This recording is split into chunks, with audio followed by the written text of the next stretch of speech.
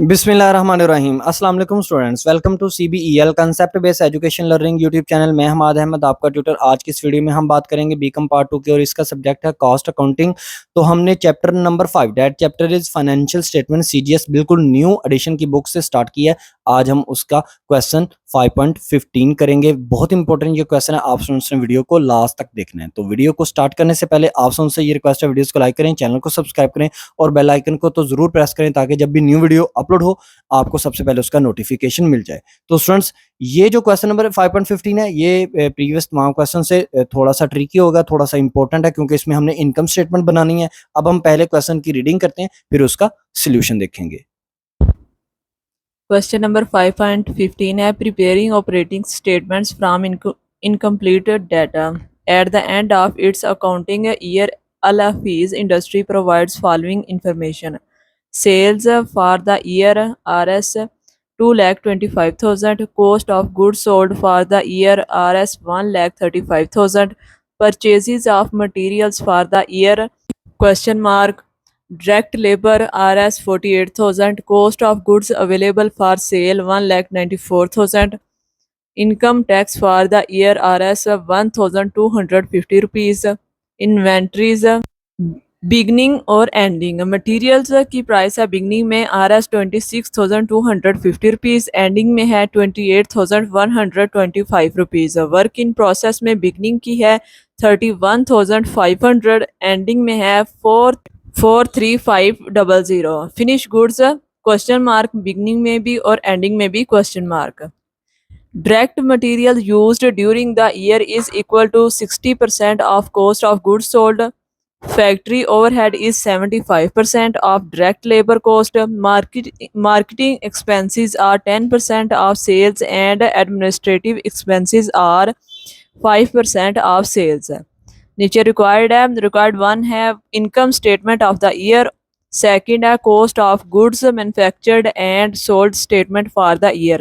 ये था हमारा क्वेश्चन नंबर 5.15। अब हम सोल्यूशन की तरफ मूव ऑन करते हैं। अच्छा, तो स्टूडेंट्स अब हम सोल्यूशन की तरफ मूव ऑन कर गए हैं। आपको इस क्वेश्चन के अंदर कौन कौन सी चीजें दी हुई हैं?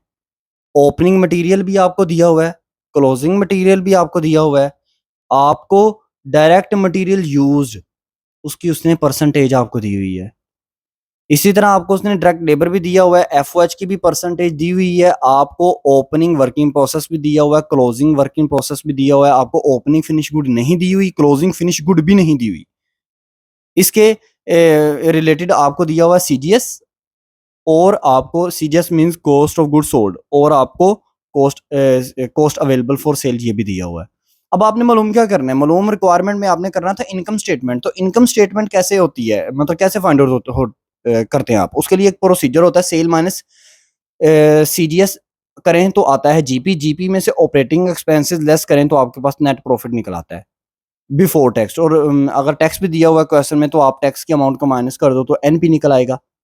अब सेल में से तो CGS आपको लेस करनी पड़ेगी ना, तो इसलिए आपको सबसे पहले CGS बनाना पड़ेगा, CGS का कंप्लीट फॉर्मेट बनाना पड़ेगा। तो इसके लिए आपको जब भी आपको क्वेश्चन में इनकम स्टेटमेंट पूछ लेना, आप कहो कि है क्वेश्चन CGS का, लेकिन उसने हमसे इनकम स्टेटमेंट पूछी हुई है, तो इनडायरेक्टली आपको CGS भी फाइंड आउट करना पड़ेगा। तो अब हम CGS को फाइंड आउट करते हैं। सबसे पहले आपने CGS का इसी तरह फॉर्मेट बना लेना है। ऊपर आप कंपनी का नाम लिखेंगे, फिर आप लिख देंगे जो आपकी ये स्टेटमेंट बनेगी, स्टेटमेंट ऑफ मतलब cost of good sold and manufactured and sold statement. फिर आपने सबसे पहले क्या लिखना होता है? According to CGS format opening material. Opening material आपको इस क्वेश्चन में दिया हुआ है 26,250। इसमें आप हमेशा ऐड करते हो मटेरियल परचेज, तो आप स्टूडेंट्स को मटेरियल परचेज नहीं दिया हुआ, मटेरियल परचेज आप स्टूडेंट्स को नहीं दिया हुआ, लेकिन मैंने ये मटेरियल परचेज निकाला हुआ है 82875। ये आपके पास है मटेरियल परचेज। ये आया कहां से? ये नहीं दिया हुआ क्वेश्चन में। इसको फाइंड आउट कैसे करना है? देखो, मैंने तो सॉल्यूशन में लिख लिया, लेकिन ये कैसे आएगा मैं आपको बताता हूं। अब अकॉर्डिंग टू CGS फॉर्मेट हम इसके बाद आगे क्या करते हैं? हमारे पास जब हम ऐड करते हैं ओपनिंग मटेरियल में मटेरियल परचेज, तो आता है मटेरियल अवेलेबल फॉर यूज। ये आपके सामने निकला हुआ है 109,125। ये आपके पास निकला हुआ है मटेरियल अवेलेबल फॉर यूज। ये ऐड करने के बाद अमाउंट आई है। अब ये भी अमाउंट नहीं आ सकती क्योंकि हमारे पास मटेरियल परचेज नहीं दिया हुआ था क्वेश्चन में, वो आपको बताता हूँ आप कैसे फाइंड आउट करोगे। जब आप पेपर में ये सारा क्वेश्चन करोगे तो आपने सीजीएस का सारा फॉर्मेट याद किया होगा, आपने उसको लिख लेना है इंग्लिश में, जो जो मोड़ दी होगी उसको पुट कर देना है। अब हमने क्या करना है, अकॉर्डिंग टू सीजीएस फॉर्मेट इसमें से हम लेस करते हैं एंडिंग मटेरियल, वो आपको दिया हुआ है 28125, 28125। तो जब हम इसको लेस करेंगे हमारे पास आएगा डायरेक्ट मटेरियल यूज्ड। अब एक बात समझिएगा, डायरेक्ट मटेरियल यूज तो आपको क्वेश्चन के अंदर दिया हुआ है, उसने कहा है कि सीजीएस का 60% ले लो तो आपके पास डायरेक्ट मटेरियल यूज्ड निकल आएगा।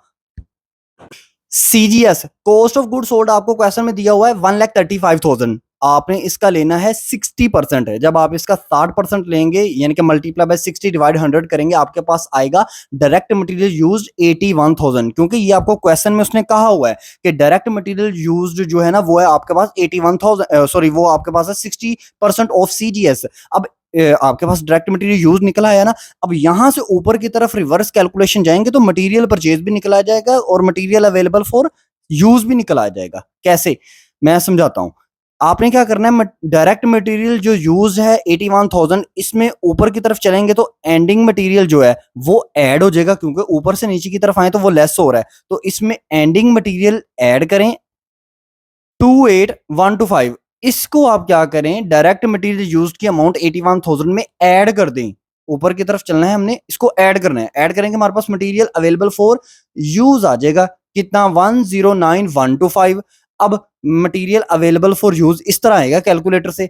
अब हमने मटेरियल परचेज लेकर आना है तो यहां से रिवर्स कैलकुलेशन करेंगे 109,125, इसमें आप ओपनिंग मटेरियल अमाउंट उसकी जो है ना उसको कर दें लेस, तो आपके पास क्या आ जाएगा, आपके पास मटेरियल परचेज आ जाएगा विच इज 82875। ये जो मटेरियल परचेज है ये इस तरह निकला था। अब आप स्टूडेंट्स को आई होप सो समझ आ गई होगी। अब दोबारा से नीचे आ जाए, डायरेक्ट मटेरियल यूज तक हमने क्या किया, सीजीएस बना लिया है। अब डायरेक्ट मटेरियल यूज जो कि 81,000 आया है, इसमें हमेशा हम ऐड करते हैं according to CGS format direct labour. Direct labour आपको क्वेश्चन में दिए हुए हैं 48,000, तो जब आप 48,000 को 81,000 में प्लस करेंगे आपके पास आंसर आएगा प्राइम कॉस्ट विच इज 129,000, यानी कि 1,29,000। अब इसमें आपने आगे ऐड क्या करना है, अकॉर्डिंग टू सीजीएस फॉर्मेट हमने ऐड करना होता है एफओएच। तो एफओएच हमें क्वेश्चन में दिए हुए हैं, क्वेश्चन में उसने कहा हुआ है कि एफओएच 75% है लेबर का, यानी कि डायरेक्ट लेबर का।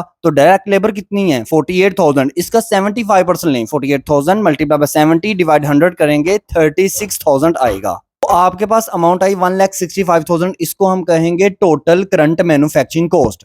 अब आपको पता है कि हमने हमेशा टोटल करंट मैन्युफैक्चरिंग कॉस्ट में ऐड करना होता है opening working process. Opening working process भी आपको क्वेश्चन में दिया हुआ है 31500। हमारे पास आंस आता है cost of goods available for manufacture 1,96,500। Next हम क्या करेंगे, लेस करेंगे according to CGS format ending work in process. तो एंडिंग वर्क इन प्रोसेस भी हमें क्वेश्चन में दिया हुआ है 43500। तो जब आप लेस करेंगे आपके पास आएगा सीजीएम, यानी कि cost of goods manufactured which is 1,53,000। आपके पास ये क्या आ जाएगा, cost of goods sold. Next आपने क्या करना है, नेक्स्ट आपने हमेशा करना होता है ऐड करनी होती है ओपनिंग फिनिश गुड। अब ओपनिंग फिनिश गुड आपको क्वेश्चन में नहीं दी हुई स्टूडेंट्स, लेकिन मैंने लिखी हुई है। ये अमाउंट जो मैंने ओपनिंग फिनिश गुड की लिखी हुई है ये कैलकुलेशन से आएगी। अब जब हम ओपनिंग फिनिश गुड को ऐड करते हैं तो हमारे पास आता है कॉस्ट ऑफ गुड्स, हमारे पास आता है cost of goods available for sale. ये अमाउंट आपको क्वेश्चन में दी हुई थी, cost of goods available for sale which is 1,94,000। ये हमें अमाउंट जो है वो क्वेश्चन में मौजूद है। तो इस अमाउंट को यूज करके हम क्या करेंगे, ये जो दरमियान वाली अमाउंट है ना, यानी कि आपके पास फिनिश गुड ओपनिंग, ये आपके पास आ जाएगी। अब देखिए सीजीएम आपके पास है, सीजीएम के नीचे ही आपको दी हुई है ऐड आपने करना है फिनिश गुड ओपनिंग, लेकिन वो आपके पास नहीं है। उससे नीचे आपको cost of goods available for sale दी हुई है। तो अब आप कैलकुलेशन करेंगे। आप स्टूडेंट्स समझिएगा जरा कैलकुलेशन। आपके पास 1,94,000 जो दी हुई है ना cost of goods available for cell, इसमें से आपने रिवर्स कैलकुलेशन के थ्रू ऊपर की तरफ जाना है और 1,53,000 सीजीएम को माइनस कर देना है। तो जब आप माइनस करेंगे 1,94,000 से 1,53,000 which is CGM cost of goods manufactured, तो आपके पास ओपनिंग फिनिश गुड की अमाउंट निकल आएगी 41,000। तो आपने फिर ओपनिंग फिनिश गुड के अंदर वो अमाउंट पुट कर देनी है। नेक्स्ट आपने क्या करना होता है, नेक्स्ट आपने लेस हमेशा करना होता है एंडिंग फिनिश गुड, और एंडिंग फिनिश गुड भी हमें नहीं दी हुई, एंडिंग फिनिश गुड हमें नहीं दी हुई क्वेश्चन में, लेकिन एंडिंग फिनिश गुड जब हम according to CGS format less करते हैं ना, तो हमारे पास कॉस्ट ऑफ गुड सोल्ड आता है एंड पे जवाब। तो कॉस्ट ऑफ गुड सोल्ड आपको दिया हुआ है 1,35,000, ये आपको कॉस्ट ऑफ गुड सोल्ड यानी कि सीजीएस दिया हुआ है। अब सीजीएस आपको दिया हुआ है, ऊपर आपके पास cost of good available for sale 1,94,000 ये भी मौजूद है, लेकिन दरमियान वाली जो रकम है ना एंडिंग फिनिश गुड, वो आपके पास नहीं मौजूद। तो आपने अब यहां से रिवर्स कैलकुलेशन नहीं करनी है। अब आप क्या करो, आप 1,94,000 में से 1,35,000 को माइनस कर दो। ऊपर से भी नीचे की तरफ आए तो माइनस ही होता है, तो माइनस आपने करना है, तो आपके पास अमाउंट आ जाएगी एंडिंग फिनिश गुड की 59,000।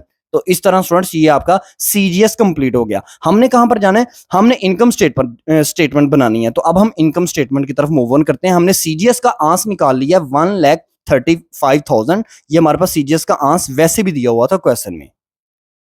अब स्टूडेंट्स आप यहां पर देख रहे होंगे कि सेल हमें दी हुई है क्वेश्चन में 2,25,000, हमने इसमें से लेस कर देना है सीजीएस, वो हमें वो भी क्वेश्चन में हमें दिया हुआ है 1,35,000। तो हम जब इसको लेस करेंगे हमारे पास कैलकुलेटर पर पॉजिटिव आंसर आएगा, हम इसको कह देंगे जीपी। तो जीपी हमारे पास आ गया 90,000। अब हमने क्या करना है नेक्स्ट, इसको कहते हैं कि इनकम स्टेटमेंट की जो एक पूरी प्रॉपर वर्किंग होती है। अब हम इसको इनकम स्टेटमेंट को एक प्रॉपर वर्किंग से मतलब करने की कोशिश करते हैं, क्योंकि उसने हमें रिक्वायरमेंट इनकम स्टेटमेंट की ही कहा हुआ है। नेक्स्ट पेज पर चलते हैं और इनकम स्टेटमेंट को प्रॉपर वे में बनाते हैं।